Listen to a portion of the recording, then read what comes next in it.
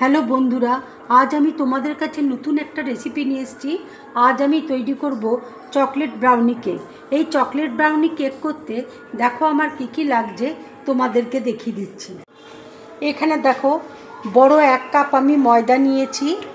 এখানে দেখো দুধ রয়েছে, এখানে 1.5 কাপ চিনির গুঁড়ো রয়েছে, 1/2 কাপ কোকো পাউডার রয়েছে, এখানে দেখো 1/2 কাপ সাদা তেল রয়েছে, বেকিং পাউডার রয়েছে, ভ্যানিলা এসেন্স রয়েছে।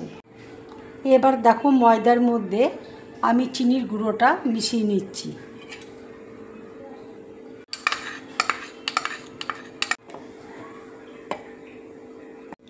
এবার দেখো কোকো পাউডারটা আমি মিশিয়ে নিচ্ছি।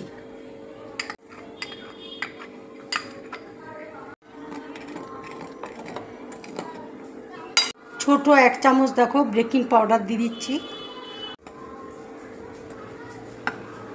এবার দেখো 1/2 চামচ আমি ভ্যানিলা এসেন্স দিয়ে দিচ্ছি।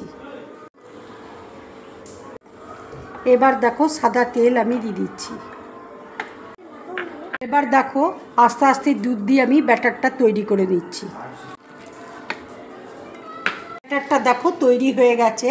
ব্যাটারটা খুব গাঢ়ও হবে না আর খুব পাতলাও হবে না, ঠিক এইরকম ধরনের দেখো ব্যাটারটা হবে। বাটির মধ্যে দেখো বাটার পেপার দিয়েছি, আমি মাখন ব্রাশ করে নিয়েছি। এবার আমি ব্যাটারটা বাটির মধ্যে ঢেলে দিচ্ছি। দেখো বাটিটা আমি ভালো করে ট্যাপ করে নিচ্ছি। এবার দেখো কাজু আমি উপর দিয়ে দিচ্ছি।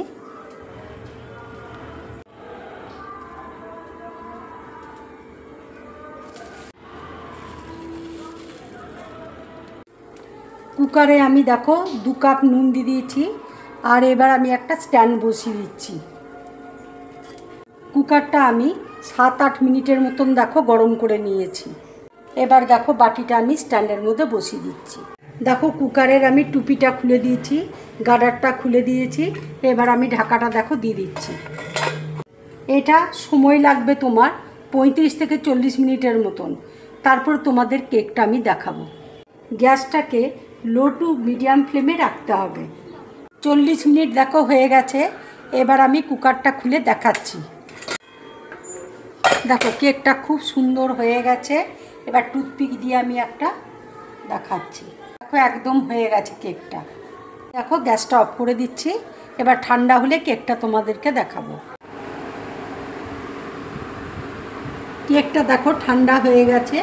এবার আমি ছুরি দিয়ে দেখো কেটে নিচ্ছি।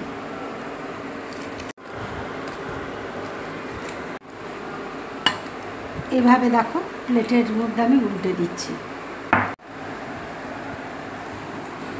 দেখো কি সুন্দর কেকটা হয়েছে। এবার দেখো আমি বাটার পেপারটা তুলে দিচ্ছি আস্তে আস্তে।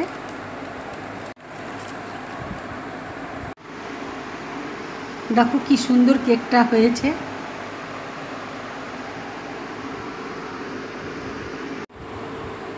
বন্ধুরা, চকলেট ব্রাউনি কেক দেখো আমার পুরোপুরি রেডি। যদি আমার এই কেকের রেসিপিটা তোমাদের ভালো লাগে তাহলে লাইক করবে, শেয়ার করবে আর ড্রিম ব্লগ চ্যানেলটাকে সাবস্ক্রাইব করবে। তোমরা বেশি করে কমেন্টস করবে, তাহলে আমার খুব ভালো লাগবে। নমস্কার।